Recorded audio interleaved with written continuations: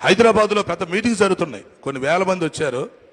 వాళ్ళకి భోజనాలు వడ్డిస్తుంటే ఒక అతను వచ్చాడు, ఐఏఎస్ అతను వచ్చి పాస్టర్ గారి దగ్గరికి వచ్చానంటే, అయ్యగారు నేను కూడా విశ్వాసినే కాబట్టి నాకు పని అప్పగిచ్చాను సార్ అన్నాడంట. అప్పుడు పాస్టర్ గారు అనంటే, ఏం పని అప్పగిస్తామయ్యా, ఆయన చూసేలేక ఐఏఎస్ ఆఫీసర్ ఏం పని అప్పగిస్తాం ఆయనకి మనం, ఆయన ఏం పని చేస్తాడు అని మన చర్చికి రావడమే గొప్ప, ఆయన ఏం పని చేస్తాడు, అసలు మనం పని చెప్పొచ్చా, ఏం చెప్తాం ఆయన అనుకుంటాడు. ఆయన చెప్పాడంట, సరే మీరు చెప్పబోతే నేనే కోరుకుంటానులే అన్నాడంట. సరే ఏదో ఒకటి చేయండి సరే అంటే అన్నాడంట, మీరందరూ భోజనం చేసి ఆ ఎంగిల్ ఇస్తర్లు మొత్తం అక్కడ పెట్టండి నేను పడేస్తాను అన్నాడంట. దయచేసి ఆ పని మీరు ఎవరు చేయగాకండి, ఎంగిల్ ఇస్తర్ల పని నాకు అప్పగించన్నాడంట ఐఏఎస్. చర్చికి వచ్చి వెళ్ళటం కాదు, బాధ్యత అనేది కావాలండి.